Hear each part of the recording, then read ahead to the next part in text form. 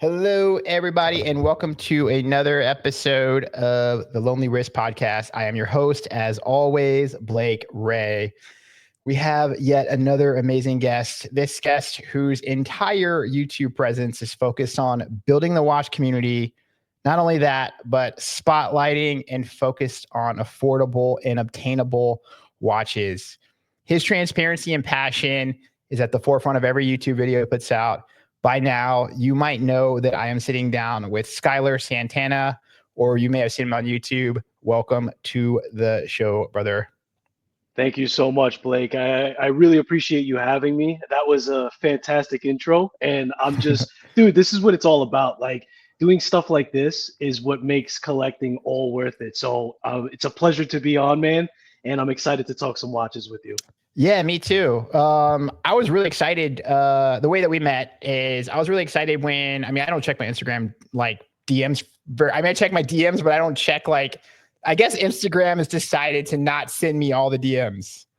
But you had DM'd me and said like, hey, join the watch YouTube, watch YouTube content creators, like what's up chat, and like everybody, pretty much everybody's in there. Yeah. And the second I saw it, I joined and I was like, man, this is cool. And then I started poking around. I saw who was in it and I was like, oh, okay, cool. Like this is an all-star roster that you put together.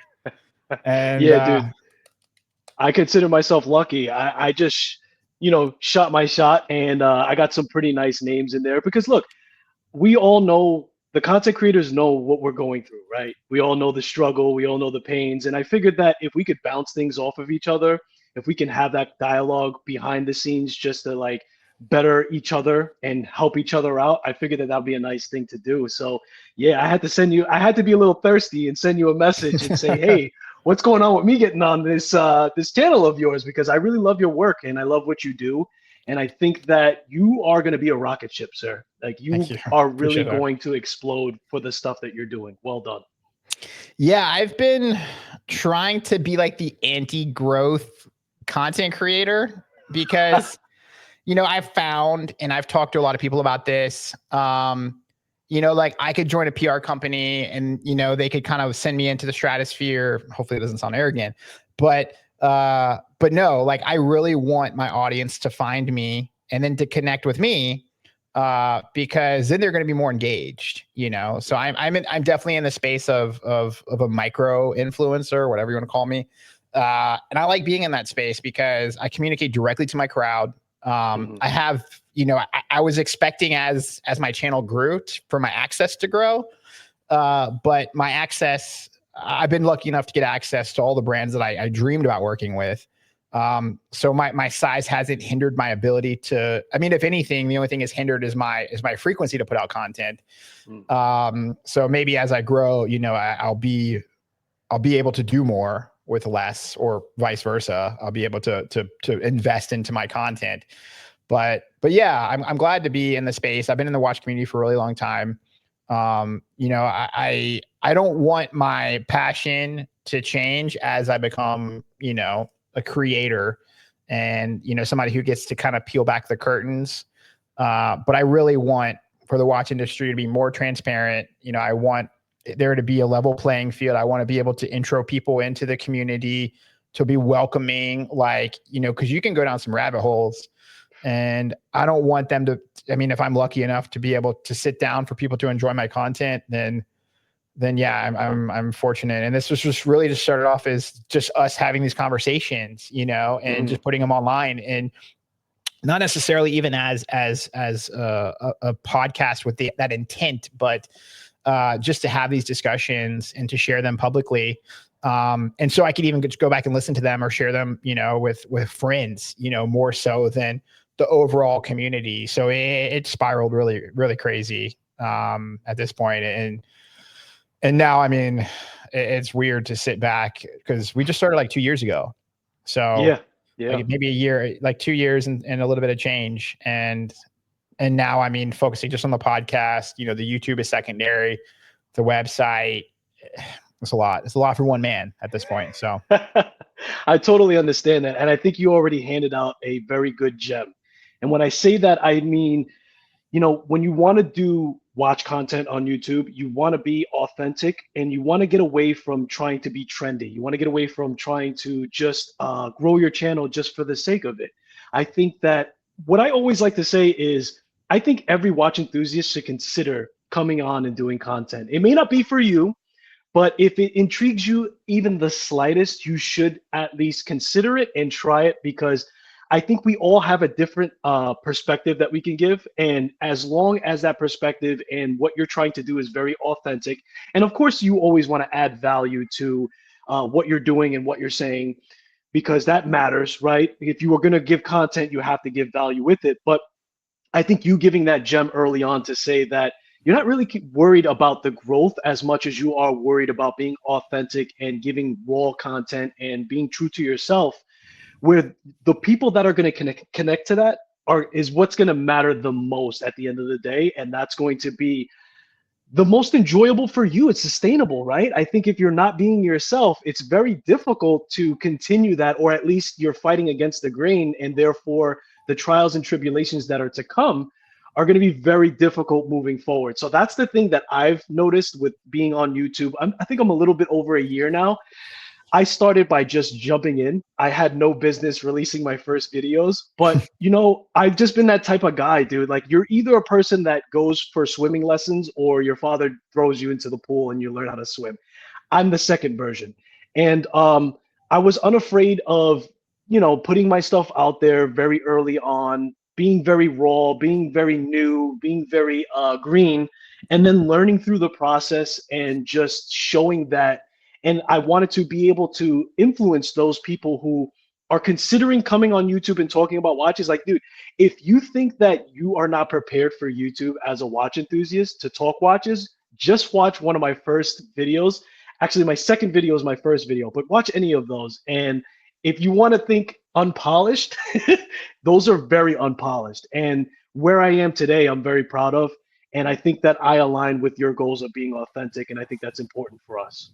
It is. I mean, people see right through it. I think the lines have been blurred no matter what industry you're in, between like genuine, passionate content creator, influencer, or brand shill, whatever you want to call it. At this point, like, I started to see that there's a lot of brand shills out there.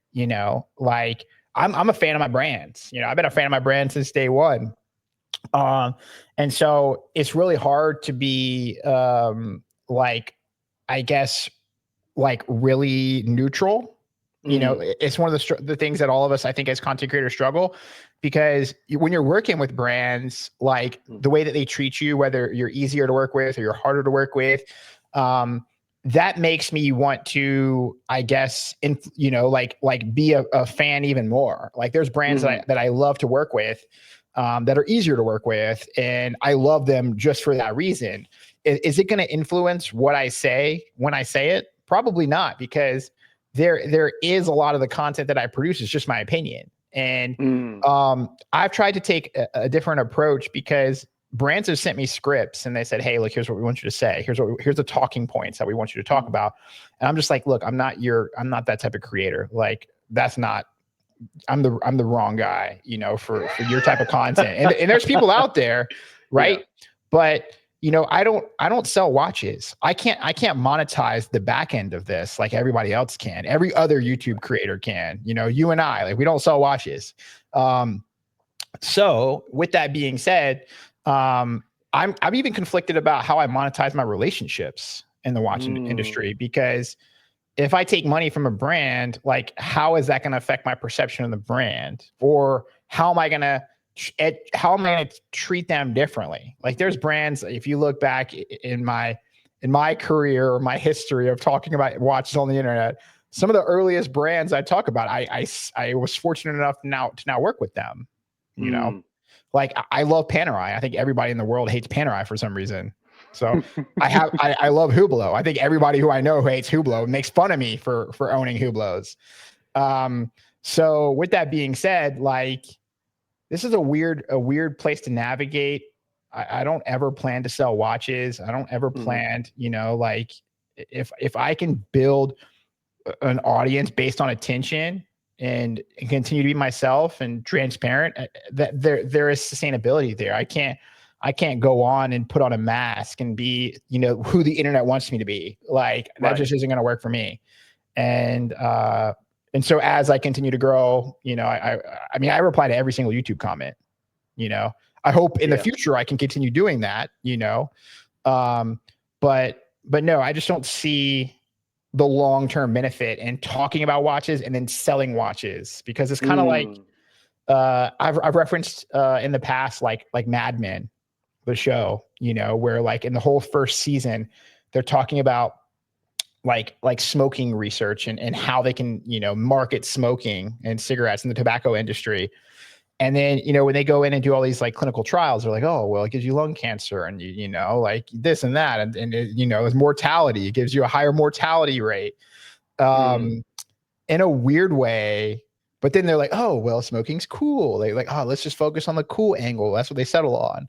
That's the way I think about the watch industry. Like these watches, I mean, can put people down rabbit holes. They can put people in financial harm. People get so passionate about the watch community, the watch products, the industry.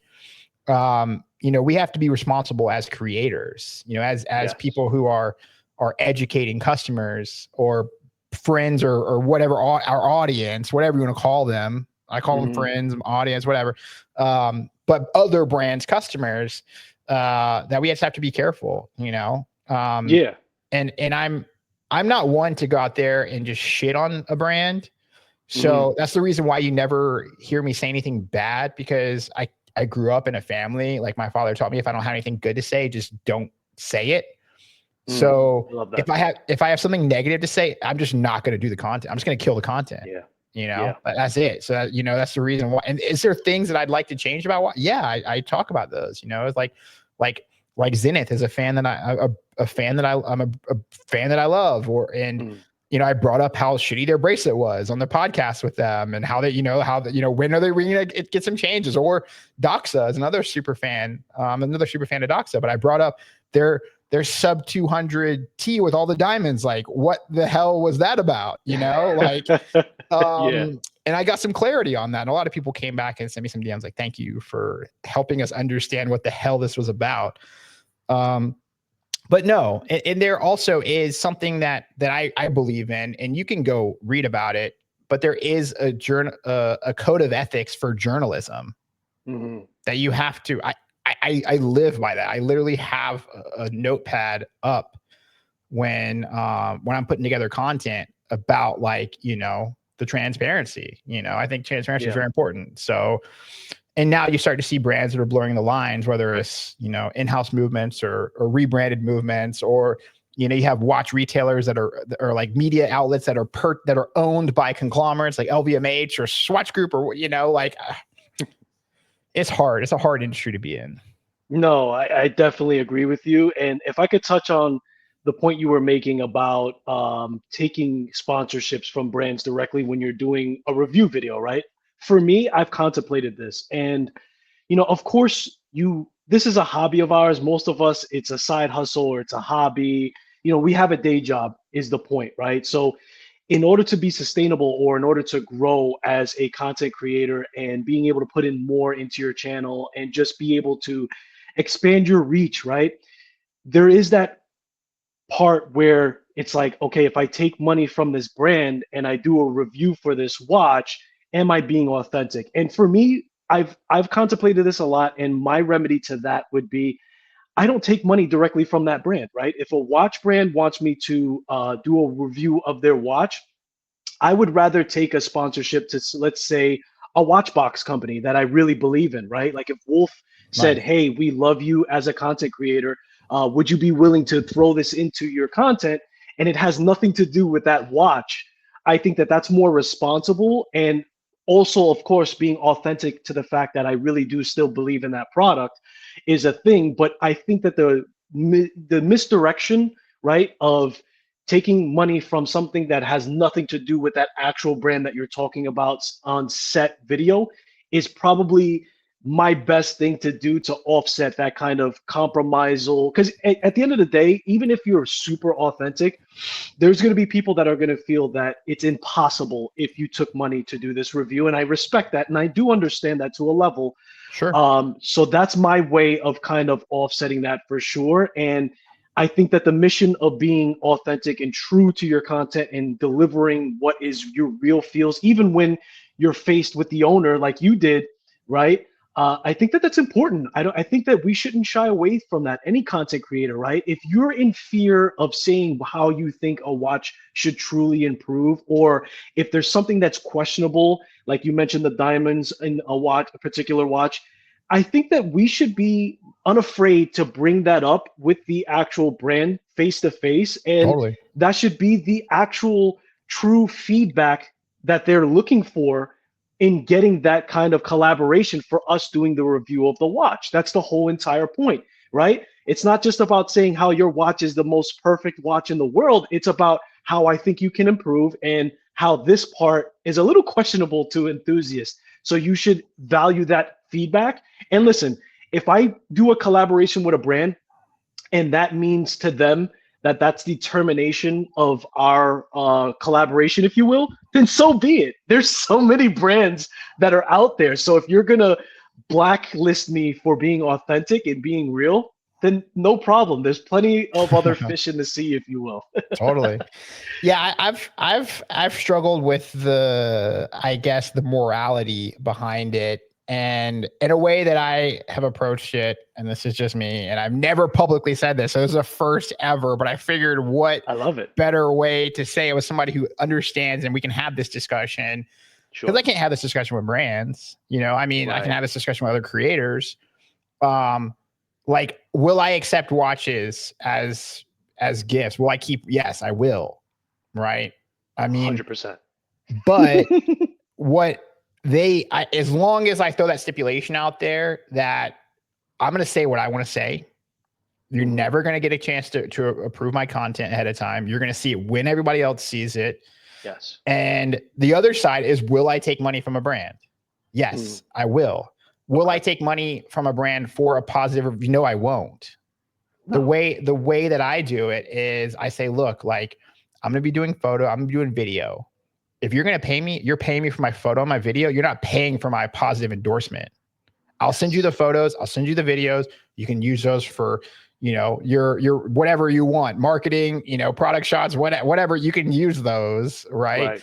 So you're paying for my media. You're not paying for my endorsement, and that's one way that for me still feels okay, I guess, and if anything, all these brands are taking our money anyways. Like, if anything, I'm taking the money from them and giving it back to us, like, yes. is the way I see it. Like, I am, my voice is not for sale, yes. My opinion is not for sale. I do have, like everybody as a content creator, like, I have brands that I'm more biased towards that I love more than others, Sure. And I stand behind those brands, like Absolutely. Hublot is a great one that I get so much. Bell and Ross is another one that I get so much hate for loving, at least in the streaming world, because I do some streaming with some people. I do some streaming with Trap and all those people. Like, yes. So anyways, rant over. But no, but dude, let me just add something to that, because I want to add my experience, and I had this only happen to me once, and I'm not going to mention the brand because that's not the important part. Even to the effect where the brand told me that, hey, you should list all of the good things about the watch in the beginning of your video in the first 30 seconds, and then you could do whatever you want after the fact. And I told them, I'm like, that ain't going to happen. That's not how I do my watch reviews. Right. You're not going to be in control of how I deliver that content. So I said, thank you for your opinion. But at the end of the day, this is my channel, and I'm going to do the review how I need to. And they didn't give me necessarily a script, but they were trying to control how I delivered it. And I just told them absolutely not. And I stand on business at that point. And you know what? They continue to work with me. And I think that that's just the integrity part, dude. Like, yeah, man. And you mentioned how you support brands that are not favorable. I have brands. Now, The difference between you and I'm a really big web-based brand, right? Watch enthusiast brands. I don't call them micro brands because I feel like, dude, here's the thing. And I'm not the type of person where it's like, oh, he's Santana's caught up on wordplay. I'm not. The thing is, it's like I'm really hell-bent on calling them watch enthusiast brands instead of micro brands because there's nothing micro about them. Granted, they only produce X amount of watches per year, but the amount of passion and the things that they do to contribute to the community, whether it be going to the shows, which we've heard from Islander Mark, how much that cost and what the real return is for that. That's pure passion at the end of the day when you count dollars. It's just the amount of passion that they put into getting access to us and giving back to watch enthusiasts and connecting to us constantly. Yeah, man. I've backed a lot of brands that people are not favorable for maybe past histories or maybe using an NH35. So, dude, that problem that you're having happens in my world as well with these web-based brands. And I stand my ground with them, and I love who I love, and there's reason behind it. And if you don't mess with that, cool. Then I guess my channel's not for you. I'd love to have you, but if you really can't tolerate it, it is what it is. I got to stay true to myself. You know what I mean? That's how you piss the watch industry, the online watch industry off. Give them an NH35 and sell a NH35 movement at $800 or more. That's how you piss them off. Totally. Dude, it's the threshold's not even $800. It's like honestly. $600 probably now. Dude, the threshold for an NH35. If you're over $200 or $250, because you got to remember, you have a lot of Chinese brands, right? The mass-produced brands, they get thrown into the mix, even though they have nothing to do with web-based brands, right? They're completely separate. Maybe for the exception of San Martin. San Martin's kind of blurring the lines a lot. But other than that, if you put an NH35 in your actual watch, and I'll give you an example. This is my Venecianico Rendendore Aventurina. This has an NH35. This is $500 plus. Oh my God. People get so upset that I even purchased that watch.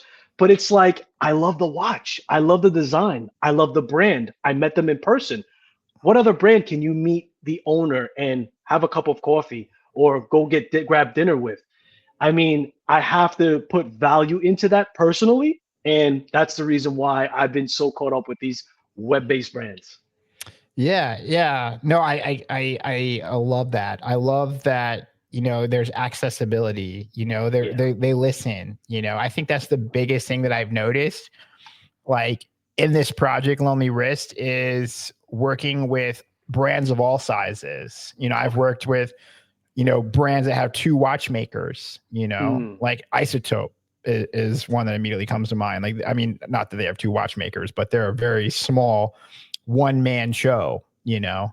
And then, you've got bigger brands like, you know, Zenith is a brand that we were just talking about before recording. And yeah, you know, you get to see the variance between them, but there would be no such thing as an enthusiast brand if the big brands listened. Fair enough. And I've said that before, and they gave you watches at accessible price points. You know, there'd be no such thing as a San Martin or, you know, whatever, right? Insert brand here. Sure. So I'm curious. We haven't even done a wrist check. We're like 23 minutes in. I was literally waiting for you to finish because I was going to tell you we've done the cardinal sin. We have not done a wrist watch check yet. I'm not known for doing wrist checks all the time unless there's a really special guest. So we're going to do one today. I'm very honored, sir. Please share with me, sir, what is on your wrist. So when I do a wristwatch tech, I like to take the watch off my wrist. You can put me up on screen and blow me up because I'm going to put this very close to it. This is an ISL 245 Miota 95, better known as the Islander. And I put my little spin on it. This bezel insert is actually a custom. Sorry, Mark. I'm a degenerate watch modifier. But at the end of the day, it has a white dial, and I wanted to accentuate that throughout into the actual bezel insert itself. So I have that on wrist. Don't take me off screen yet because I'm actually double wristing. Yes, sir. I'm part of the double wrist club. Now, on my second wrist, perfect. On my second wrist, I have the Brew Lumimint, and I just picked this up in Jonathan's pop-up shop that he has in New York, still currently going on. I'm a big fan of brew, and as you can see, an Islander plus a brew obviously means that I'm a big New York web-based brand supporter, and I think it's important for us to support those brands in the terms of having tariffs amongst us. What do you have on risk, sir? I was trying to get this watch ready for our show, as I'm sure you were watching me trying to struggle with the bracelet.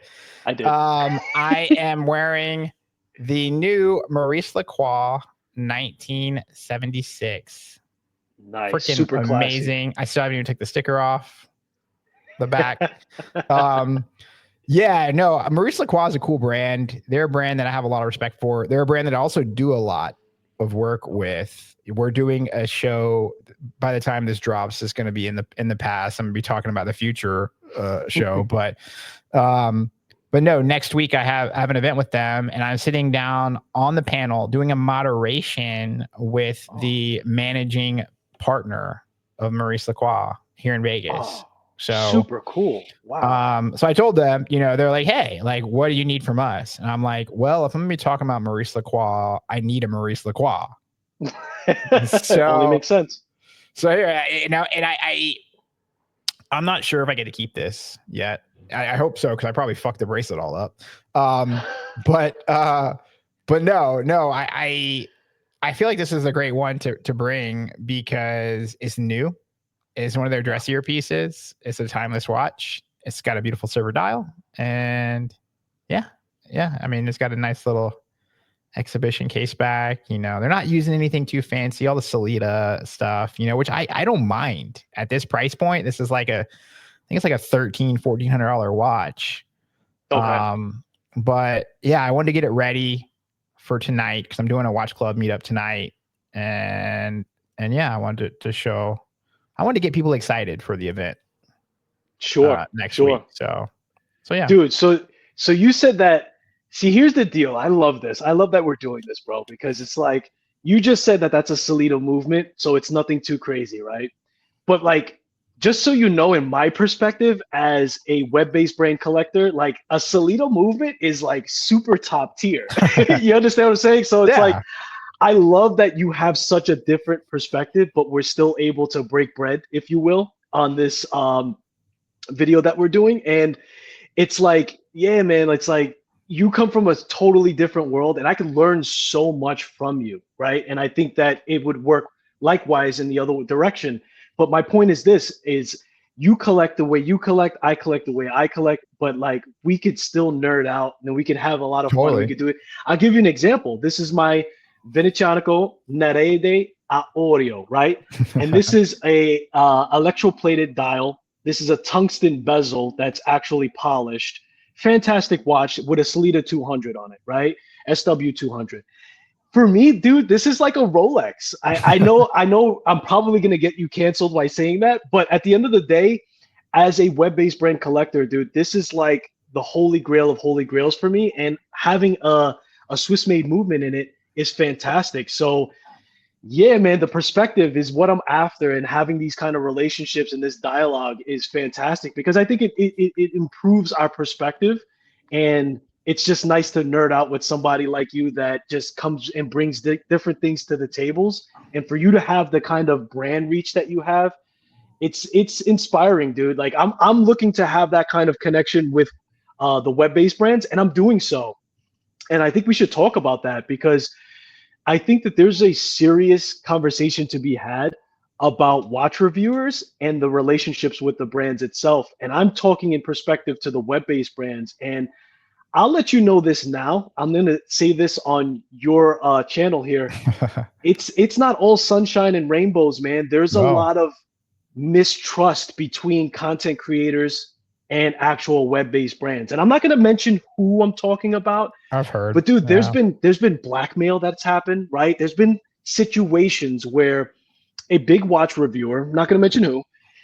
I wish you would though, because I know who he is. I just can't do that, dude. I'm not that kind of guy. But I He's want to give. He's a scumbag. I want to give the reality of what's happening behind the scenes because I think that's important. We talked about in the beginning of the show. But dude, like the guy got the watch, right? And then he basically blackmailed the company to say that, okay, I have this review and I have that review. This is a very good review and this is a very bad review. Either I keep the watch and you send me some money, or the bad review is going to come to light. So that was apparent to me. And at that subject didn't just happen with one company. I had multiple brands that really wanted to get to know who I was as a person far before them even letting me borrow a watch, right? And that's when I realized, I'm like, holy crap, I'm like, the grass is not greener on the other side. And there's so much more to being a content creator than I imagined. And for me, the only silver lining to that is that I'm very straight. Listen, my daytime job is business. And one thing that I've learned from my mentor in business is that you have one face. And so if I carry myself to be trustworthy and reliable and respectful and everything else of the like, that's going to carry over to many other brands, and it already has. So yeah, there's a lot of stuff happening with the web-based brands, just as much as there are with the luxury brands that you speak of. And I think that's important for people to know that when they're watching their favorite content creator, because I think you said it best earlier, where it's like, we're very smart, the community is very smart, and they can weed out the people who are BS. Totally. But just like for those who are not as privy to that, I think that they should realize that there's that kind of thing happening in the back burner, if you will. So yeah, that's my thing on it. Yeah, I think too. I mean, a lot of the misconception too is that, at least I've noticed, that like a lot of the people like, dude, you must be rich. Like you must be getting so much money from these watch brands to say, like, I've never made a statement for money. A lot of the watches that I own, I have purchased with my own money. Yeah. There is some exceptions, right? Right. Sometimes I will get a discount. Right. You know, sometimes I will get a free watch. Not all the time. I'd say I get more discounts than I do free watches.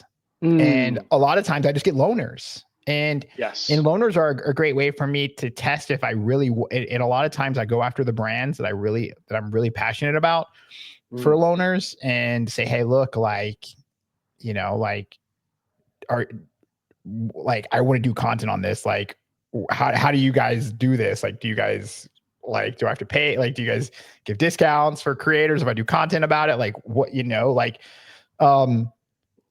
this project, like, I cannot provide for my family with this project. Like I don't make enough money. Like, this entire project makes less than $10,000 a year. Sure. You know, like, that is full on the record. I've never said that. Like, I'm paying for the website fees. Like, I'm paying for the podcast mastering. I'm paying for the software we're using. Like, am I putting food on my table from this? No, I'm not. You know, right. Will I at some point? Probably, you know, but again, you know, I'm eventually I'll get there, you know, and that's the reason why you see a lot of content creators who just so happen to monetize on the other side. They're selling t-shirts, they're selling straps, they're selling swag, they're selling watches, you know, there's more money to be made there than there is here as a content creator.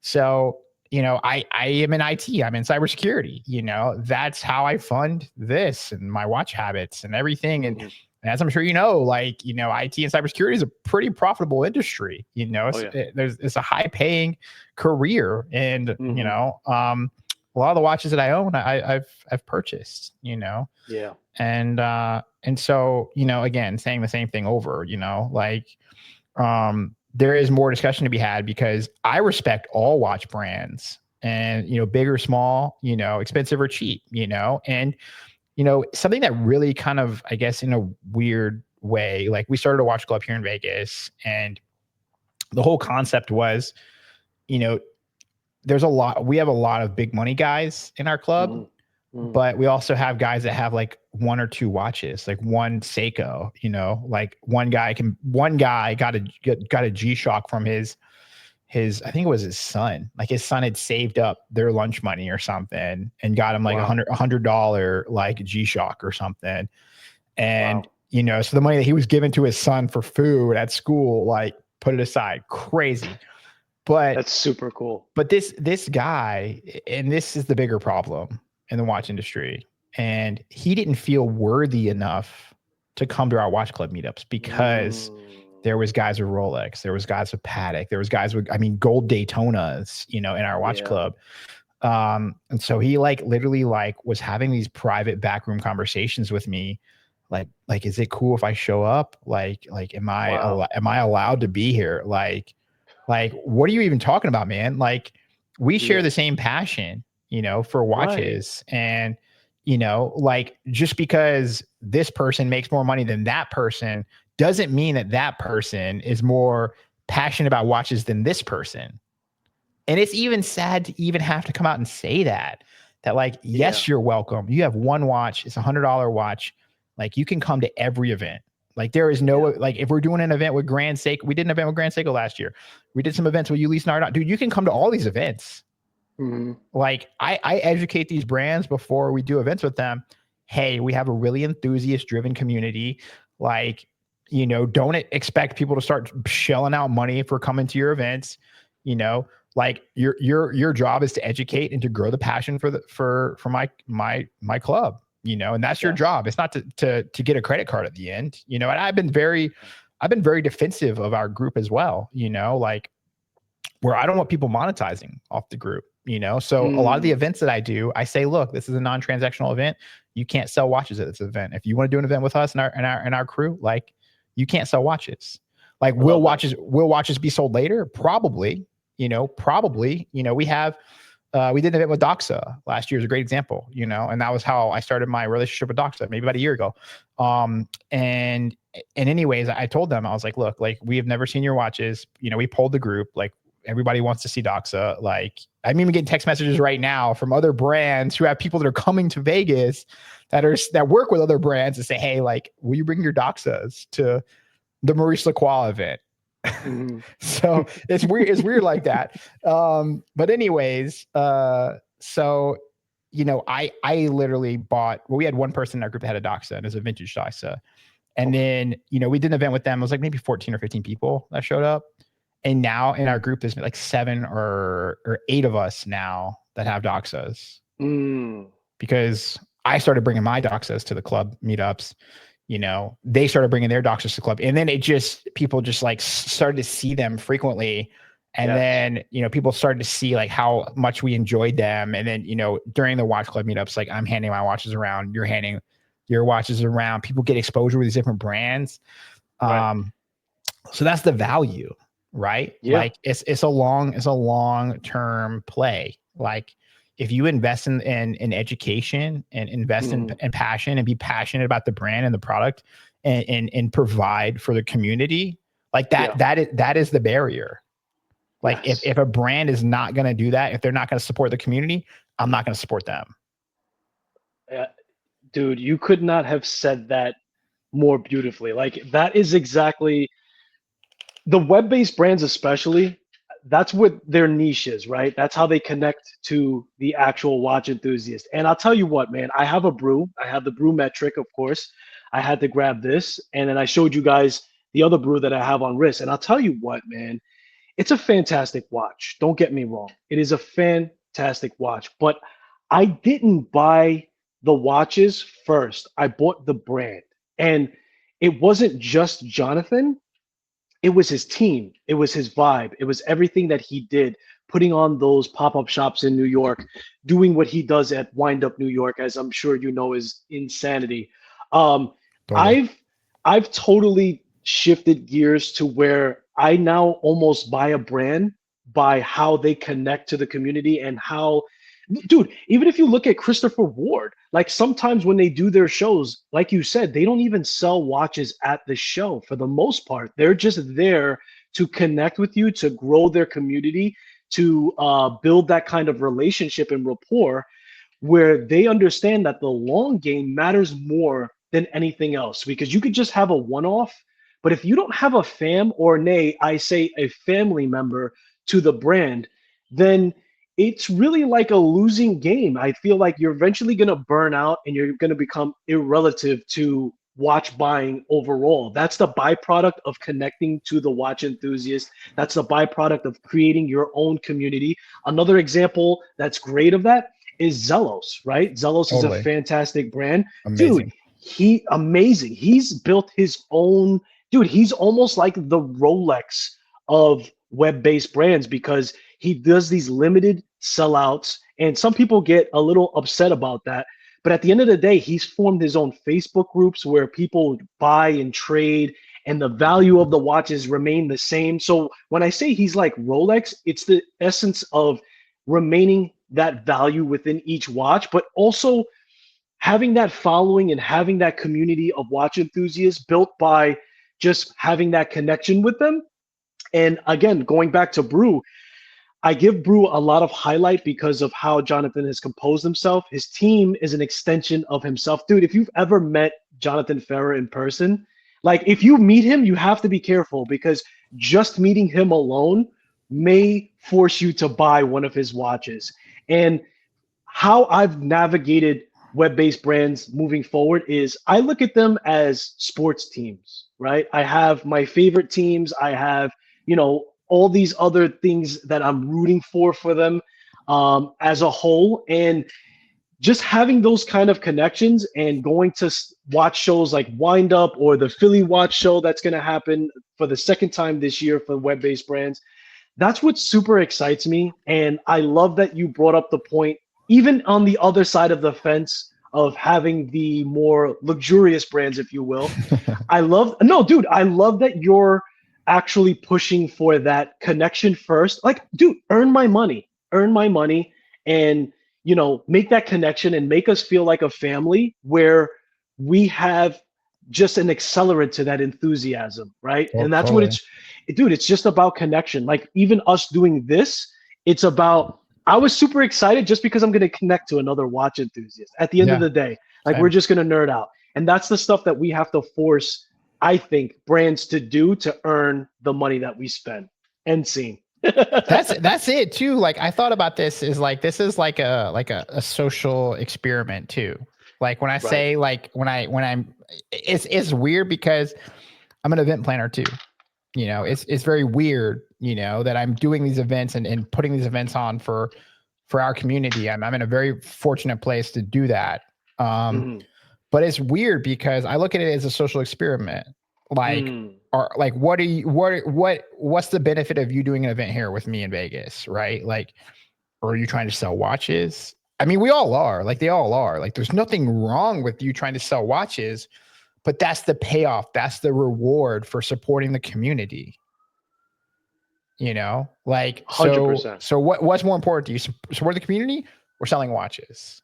Right. Because if it's selling watches, like you're not going to do an event with me. If it's supporting the community, you will. No, dude, I love that. And I didn't know how plugged into the Matrix you really were. Like, I don't know how you I'm in the find Matrix, time. dude. I'm fucking Neo. Yeah, you really are, dude. Like, you're really plugged in, and I appreciate that because let me talk a little bit about how, if you don't mind, Please. I got onto YouTube. Yeah. So it first started off with me. So just to give you a bigger picture of it, I never really was into social media. Of course, I started watch collecting in 2000. I like to call myself like a COVID spawn, if you will, when I really got into watch collecting. Like it was 2020, right?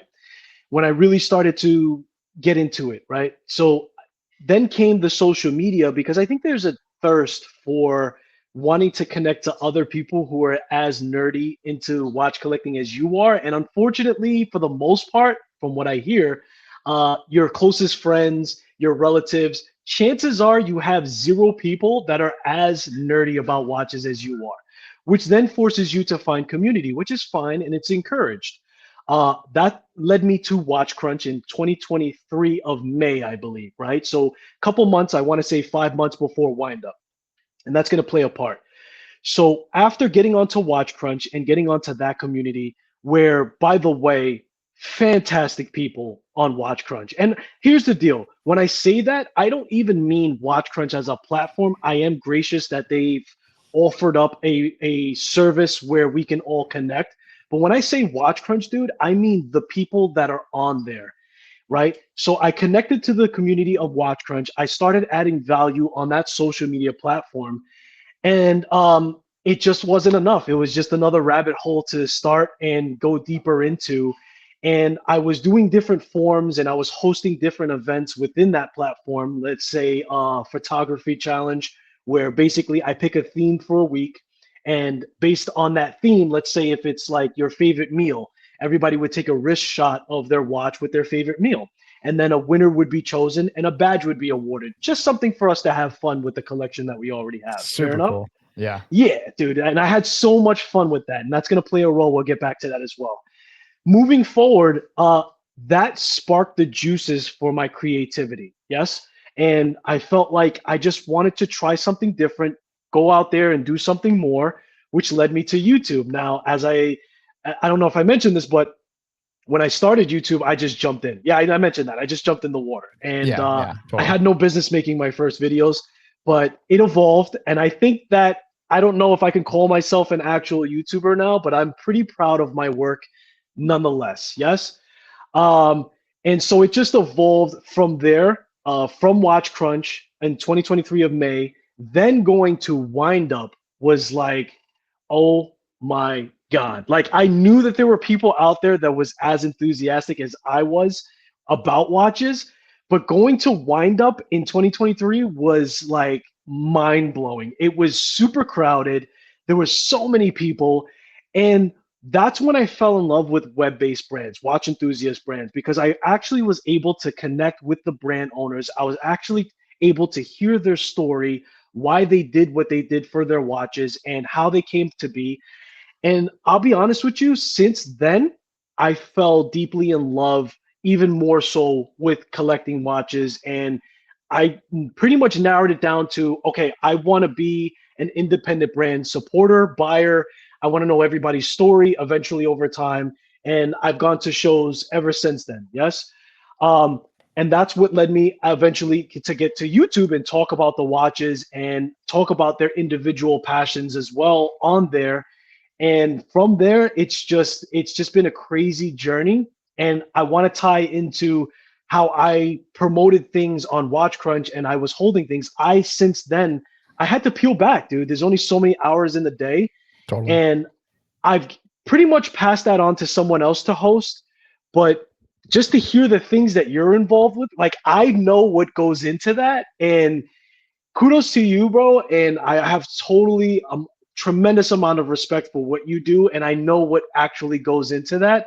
And I hope you fight the good fight and you continue with things like this and doing interviews because this is super interesting and super authentic, and I love it, dude. I love it altogether. Yeah, something that I've said too about the outlet is, we've had, I mean, we're friends now, right? At this point. Best friends. But but we've had limited contact, and yeah, I mean, this outlet, Lonely Wrist or whatever, it's not really my outlet, is the way that I even look at it. Like, I'm a keeper, I'm the gatekeeper, right? I guess in a weird way. But anybody who's got a unique perspective on watches, whether you're a collector or you're the CEO of a watch brand, like, that's the goal of the outlet. Yeah. Like, it's to bridge the gap between an enthusiast and an industry insider, like, and if I can bridge that gap, then that's the goal, right? So like, I'm not really, there's people that have approached me to come on the podcast, and I'm just like, yeah, I mean, you have a perspective, but like, what are your values? I think if anything, I'll turn people down for coming on the podcast more about their values than it is their perspective. So, first of all, I consider their perspective.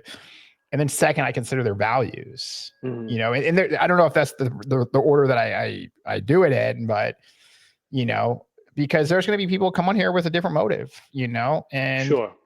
And I've noticed, like, in a weird way, like, this started off just being watch talk, and now, like, it's more like a creative, like, we talk a lot about the creative process. If you go back and listen to some of the episodes, like, we've got watch designers that are coming on, talk about their entire creative process.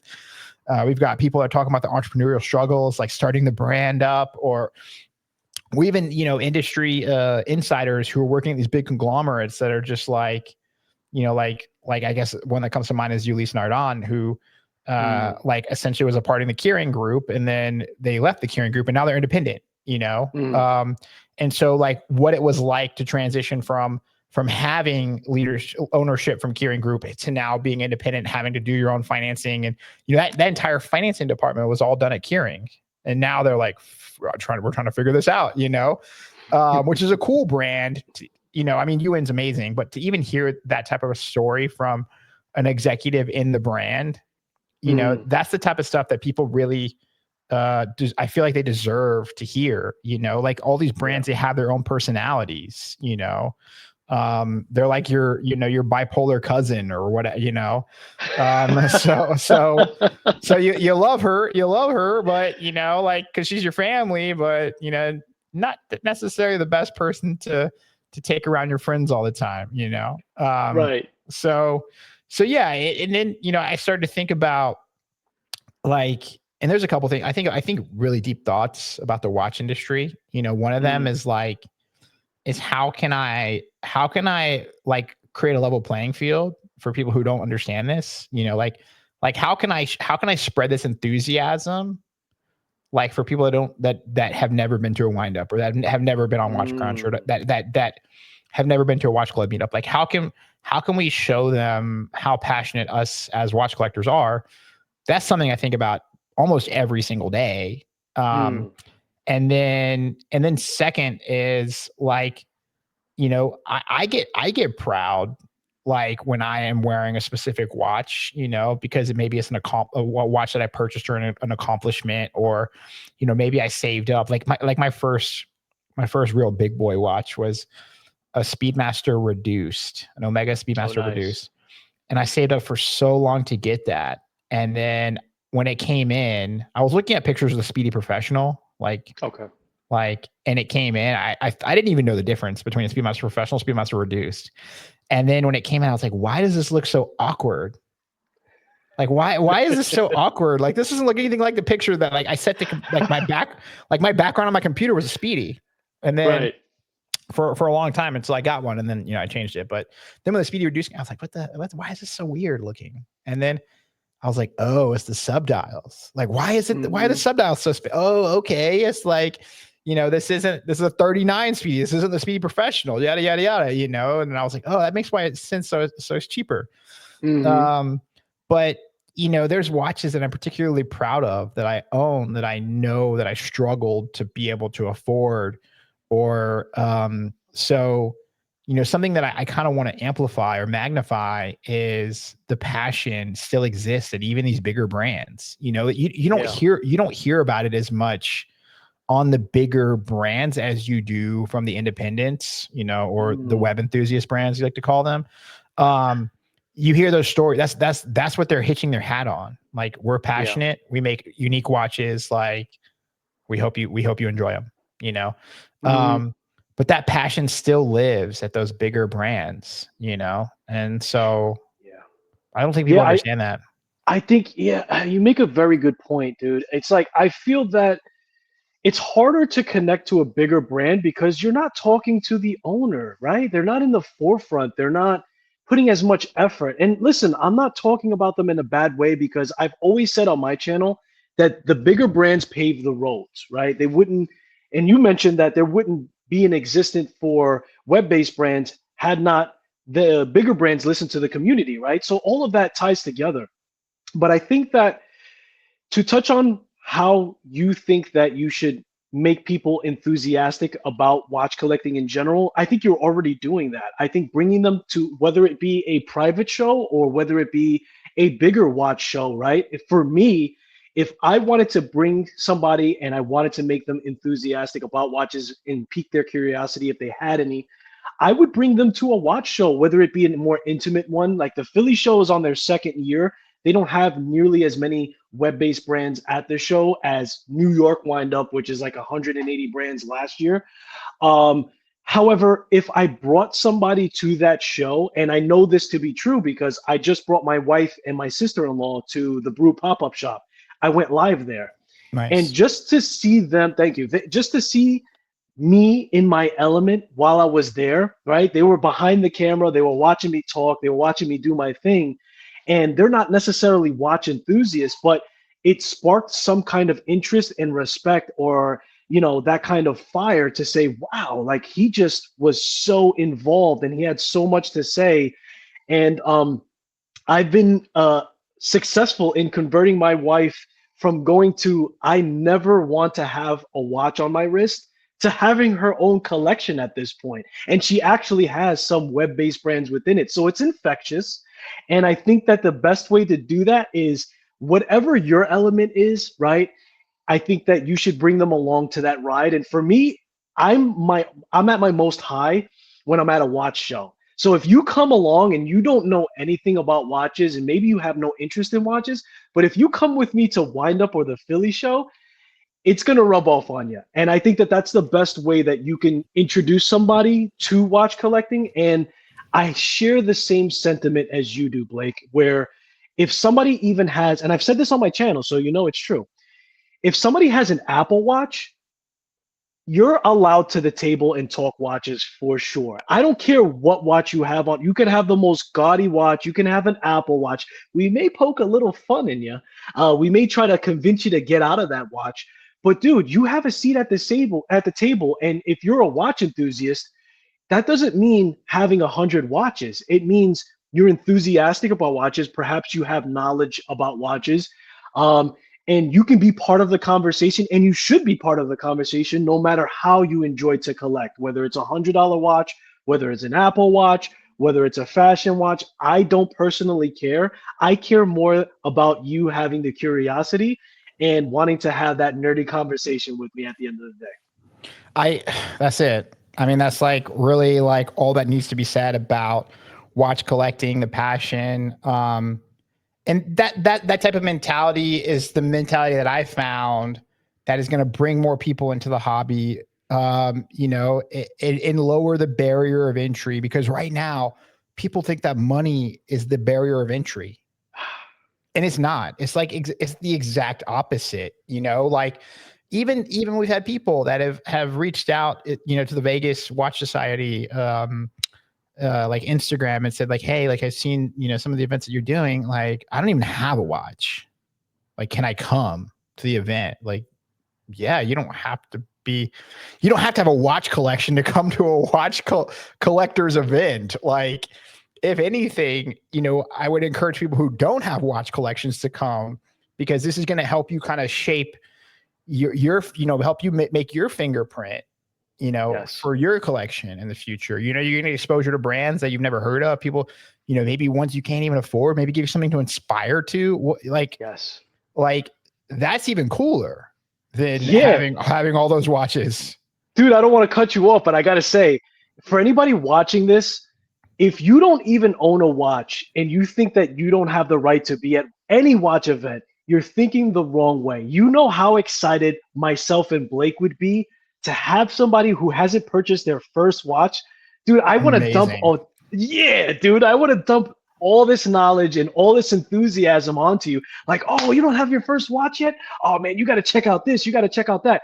Now, responsibly, and I'm sure you're the same way, Blake, you would want the person to make their own decision at the end of the day, but you would at least give them the knowledge to push them towards the right direction to make that decision. Totally. And I would be more excited about somebody who doesn't have a big collection or no collection to join us in a watch event than anything else. So if you're watching this on this channel and you're watching this kind of conversation, please, please, please do not feel that if you don't have a watch collection, you're not part of the conversation or part of the group. We want you so bad, because if we walk the streets of New York right now, 9 out of 10 people don't have a watch. Okay. Or I should say 8 out of 10 people don't have a watch. Right.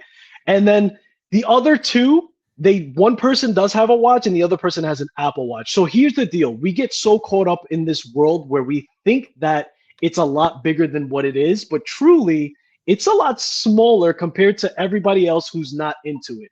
I say all that to say this. We are more excited about growing the pie rather than slicing it in more slices, if you will. So for sure, if you are new to watch collecting and you want to join a meetup, please do so. And if you join gentlemen like Blake or myself, we are more than happy to educate you and bring you into that conversation. Yeah, I think if anything, that is like the nail on the head. Like I'm more interested in people that are watch curious than they are passionate or Yes. in the industry or a collector, you know, an experienced collector. Cause there's collectors that are in my club that I'm like, dude, like you are transcending collecting at this point. Like you are a hoarder and the amount of watches that you have, like millions of dollars in watches, you know, like it's crazy, you know?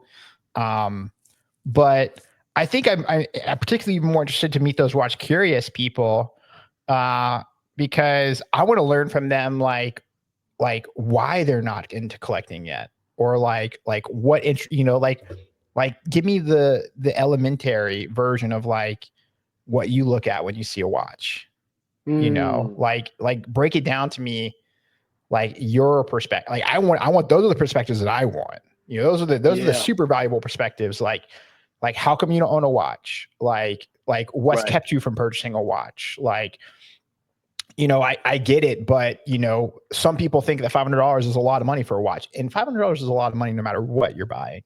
Let me make that clear. But as a new collector, like what are you comfortable spending on your first watch? Like those are types of questions that brands need to know the answers for, because brands can make products that target those customers, you know, and it helps lower the bar. It helps make it more friendly. It helps makes it more approachable. Like those are the conversations that I want to be a part of, you know? So like, if you're watch curious, like, yeah, I mean, I'm here. Skylar's here. Like we're here. That like we support you too. This content is for you too. It's for us. It's for you. It's for everybody. Like, and I don't understand why anybody would think otherwise, you know, but it's one of those weird hobbies. There's also a lot of negativity that you brought up, you know, like there's a lot of negativity in the industry. I had just done an episode with a female influencer. I don't want to say who, because I don't want to call her out. But she's amazing. I mean, you can look back. Was it the last episode? Yeah. Yeah, I saw that. Okay, go ahead. So I guess now we narrowed it down. Sorry. But no, like, so she had posted, you know, like some of the content, like on her Instagram. And then I just started to see some of the hate comments troll in. Yeah. And I was like, what the fuck is wrong with people, dude? Yeah. Like you're not talking about like her passion for watches. You're talking about her looks, dude. Oh, it's disgusting. It's gross. Disgusting. It's gross. If you're going to take it to that level, listen, it comes with the territory, Blake. I think you know that. I think that if you're going to decide to put yourself out there, and in social media, whether it be what we're doing now or Instagram, whatever, it comes with the territory. You're going to have people who are just toxic, who are vile, who are not happy with their own lives, whatever the case may be. They're going to take the time out of their day to try to ruin your day. And the point is this, like, just you have to grow thick skin and realize that those people are not even worth your time, and just ignore it. And the mission as a whole is more important than being derailed by people who are just going to be hateful and vile or snobby, because that happens a lot in this industry. As you know, there's a lot of snobs where they feel that, well, you know, if you don't own this kind of watch and if it didn't cost this amount of money, it's not a real watch. And that's ridiculous. That's absolutely absurd. And it comes with the territory. And people like you and I think are it's even more so important for us to spread the message that we're spreading to combat that, to make the people who are, you know, ready to cross that line. Because, dude, that can kill somebody's entire vibe. Like, imagine you just purchased your first watch. You saved up for it, whether you did or you didn't. You spent your hard-earned money on it. And then somebody was like, yeah, that watch is not a real watch. That's garbage. Like, why would you do that? Right. And that does happen. Yeah, it's disgusting. You are the lowest of low forms of a human being. But unfortunately, that does happen. Hopefully, that person finds a channel like yours or finds a channel like mine where we're very welcoming and we very vocally say that that's not the right attitude to have. But it is what it is at the end of the day. It comes with the territory. It's never going to go away. That's always going to be part of it. And, that's more important for us to do what we're doing here today and have that conversation where they're like, okay, here are two watch enthusiasts that are saying the same thing and are promoting me coming to a watch event without a watch. So, let me do that. And hopefully it reaches, the right people, and hopefully it reaches enough people to have an effect in that kind of way, It will over time. And that's where I've tried to focus on, at least in my platform, I mean, again, like I wouldn't have a platform if it wasn't for people like you, like, so, so yeah. I mean, just in that whole perspective of, people who consume the stuff that I put out. And so I think of it as like, again, I even said this earlier, like a gatekeeper, like my platform is our platform, it's the community platform, whatever you want to call it. Yeah, I have the keys, and I can log in and post stuff, which other people can't do. But no, I mean, there definitely needs to be, I guess some moderation in the watch community. There needs to be like a clear, like there's no roadmap to collecting anything, like I wish there was like, hey, look, here's how you get to watches, like I've been trying to get my wife into watches. Good example. You talked about bringing your wife, to the brew event. I've been buying my wife like just these watches just that I think she would like without even her, having input on them. Cause I feel like if she had input on them, like she would just tell me not to buy them, but I'm like, oh, this would be cool with that outfit. Or like this would, I think this is the type of watch that I can imagine you wearing. Like I bought her like, and I've been buying her some vintage stuff too. Like, so like I bought her this like vintage, like it's like a 30 millimeter, like rugged diver's tool watch. And my wife is like, she's really into like yoga. Like she's really sporty. Like she's really fit. She's really active. And so I'm like, oh, this would be like the perfect watch. Like, you can wear this, in the yoga class, or, you could wear this on a bike ride and not have to worry about it getting thrashed or whatever. And so, I even have my own challenges about getting people into the watch hobby, but for anybody who's curious, there's space, there's an opportunity for you. There's a watch out there for you. There's a watch brand out there. There's a watch owner out there for you. Like there's, somebody out there who may see life the way that you see it. And when I learn about those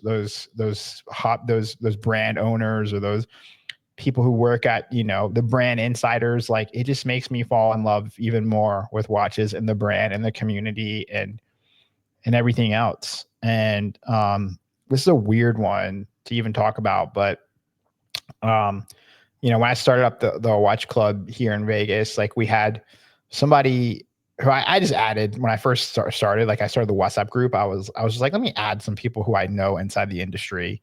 I'm not going to say who this person is, but apparently I found out through, cause he wrote in the chat and somebody was like, oh, is that this guy? And I'm like, yeah, that's this guy.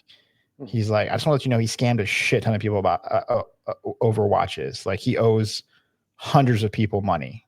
He's stolen money from, watch collectors and this and that. And so I was like, no, that can't be true. Like I refuse to believe that, cause I know this guy when he first started, in the watch community. Like he started, I'm not going to say what he did, but he was selling watches, Okay. It is not the guy that everybody thinks of. It's not the, the YouTube timepiece gentleman guy. Like it's not that guy. That's the first person I thought of. Go ahead. I know it's weird to say. It's weird to say that, but nevertheless, he's not in jail, but he he started like a watch enthusiast program. I guess that's the most I could say. Okay. So anyways, like he's like, oh, one of the guys in my watch club like reached out. He's like, why is he in our group? Like he scammed me for money. He scammed some of my friends for money. Like, and I'm like, let me reach out to him. Like, I'm gonna reach out to this guy because first of all, like I've known this guy for quite a while. Like, you know, like he's been a mutual acquaintance for quite a while. Like when I worked at a watch brand, I sold him. I helped, you know, him acquire like hundreds of watches, you know. Okay. Because when I worked at an independent micro brand, as a consultant, and I was like, oh, this doesn't sound like him. So I reached out and he explains his story. He's like, yeah, like, you know, we had a lot of issues with finances. We had a partner. The partner pulled out funding, yada, yada, yada. We weren't able to buy watches. You know, I sold my entire collection to try and make as much people right as I could. You know, I literally went into my own pockets, like almost $100,000 just trying to give people refunds, you know, and, you know, like he was talking about, you know, some dark things, you know, he's like, you know, I you know, I didn't feel like I was like even could provide for my family. Like I was contemplating like, you know, self-harm, things like that. And then, and after all that happened, the watch community just trampled him to death. Not, you know, like not literally, but, you know, I know what you mean. Yeah. You know, he was getting like death threats and like, and all this, like his, you know, like he was getting, like his wife was getting messages from, you know, people that, you know, that he owed money. And it's like, you know, this is a weird one to say, but like what he did was wrong, right? Like you know, what he did was wrong, but businesses do fail, you know, like businesses do fail.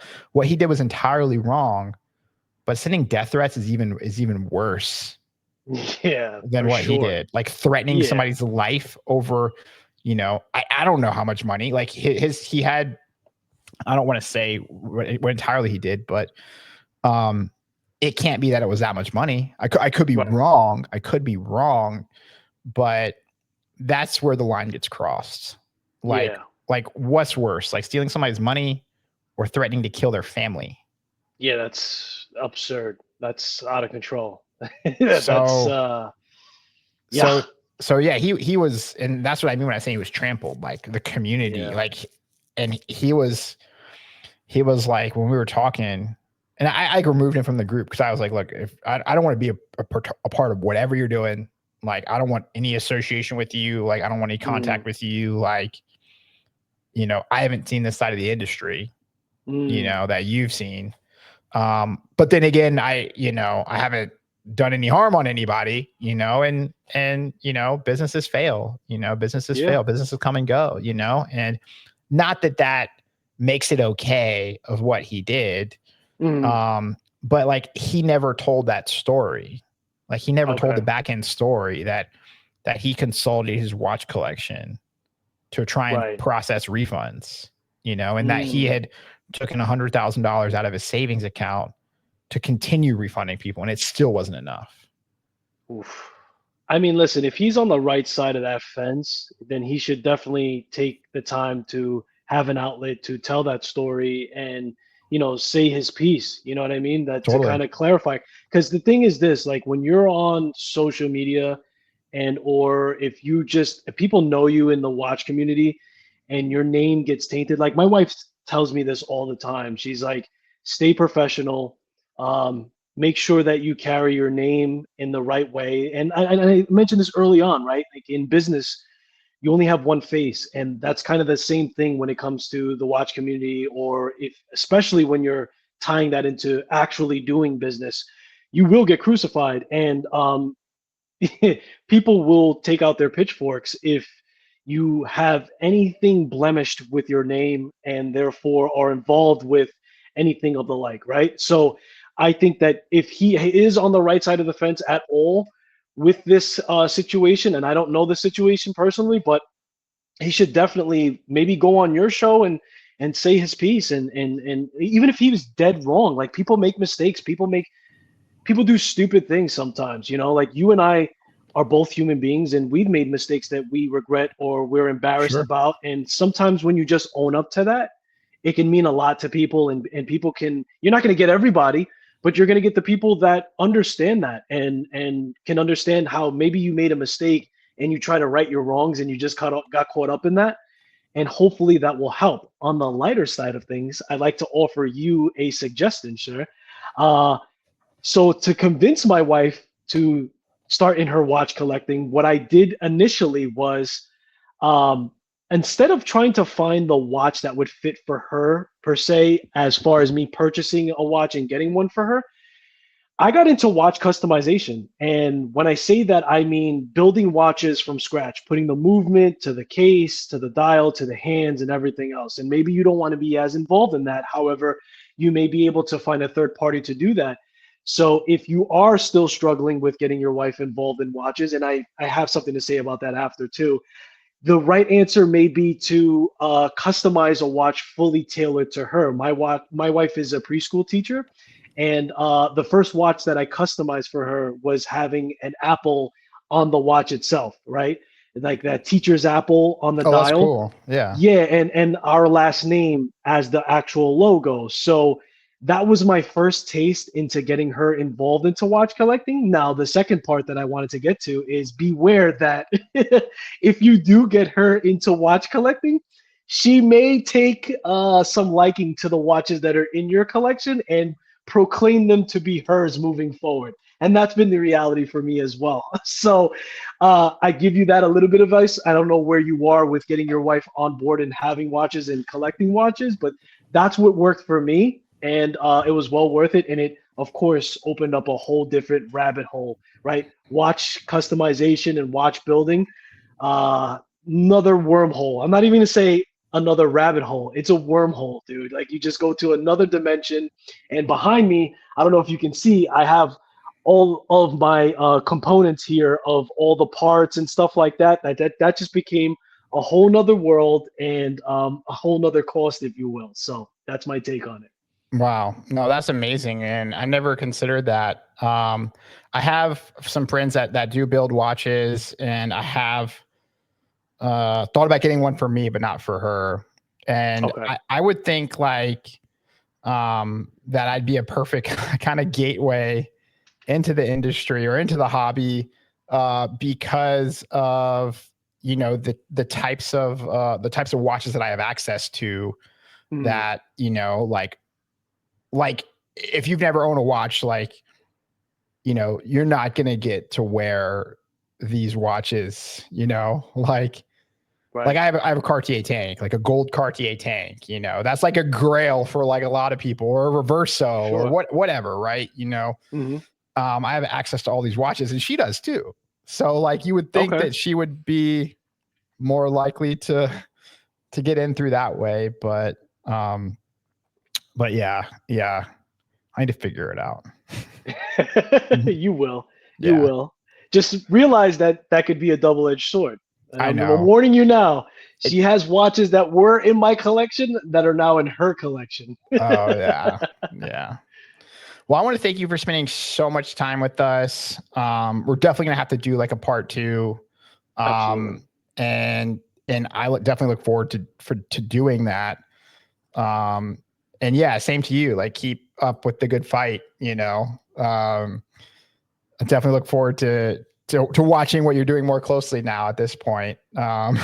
Because again, I even say that to some of the brands that I work with, or some of the brands that I'm when I get an email like, "Oh, have you heard of it?" No, I haven't. Like, and I'm sorry, but unless somebody's going to be waving the flag, I'm not going to see you, like so. Right. If you see me in public, or if you're a watch brand that's listening that has never sent me a message, like, what are you waiting for?